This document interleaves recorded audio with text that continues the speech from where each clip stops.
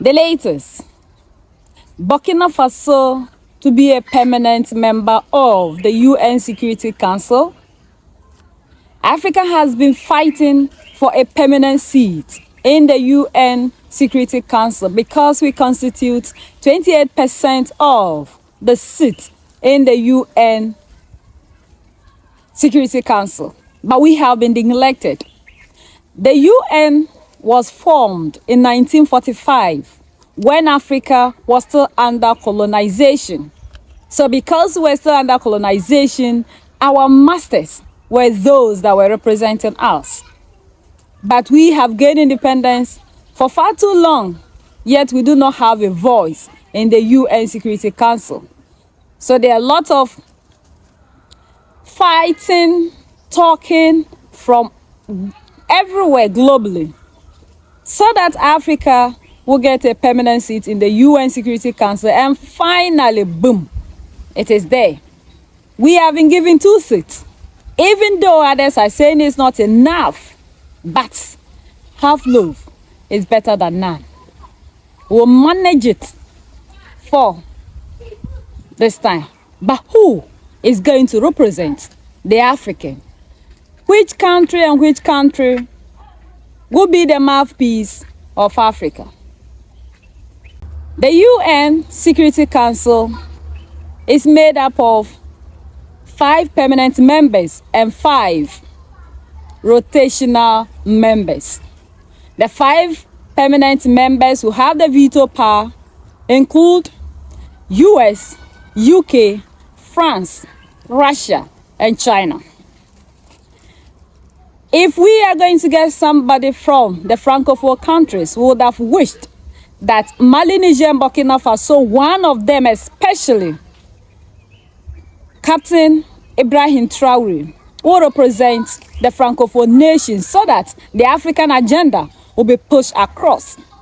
But the problem is, Mali, Niger, and Burkina Faso kicked out US and France troops, and these 2 nations are veto powers in the UN Security Council. So it's not going to be possible. Africa is divided. If we are going to take one from the Anglophone, UK is going to be in control, and whatever UK wishes is still going to progress and continue.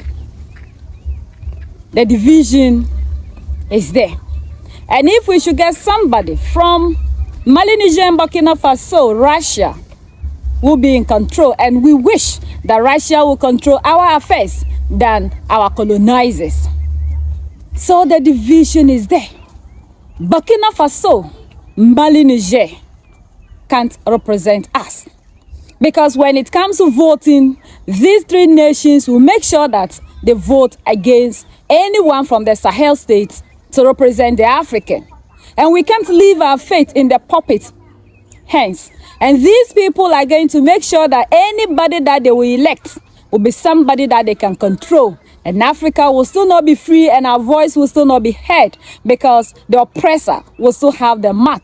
The oppressor will still be the final decider of our fate. So where do we fall? Where do we rise up? And that is why we are fighting. The Africans should unite. Unity is the only solution to our problem. Because as it is now, every nation would want to be the veto power in the UN Security Council, because we do not have unity among ourselves. Our problem, and what the oppressor has always used against us, is the division. And Africa still do not want to rise up. Africa still do not want to unite, and that has been our problem. So when united we stand and defeat the oppressor, until then, Africa can never.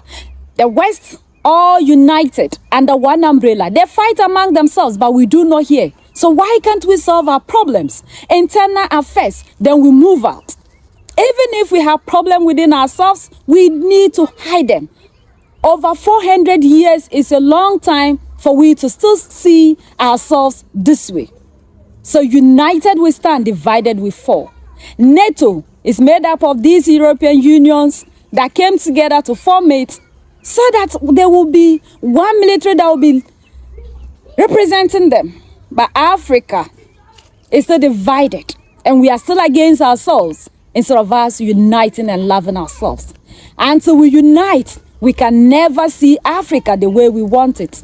So please, whether you are in Africa, in the diaspora, wherever you are as an African, we want all of us to unite under one umbrella, to fight a common fight, to get one leader, one currency, one military. So, that's the latest around the world and in Africa.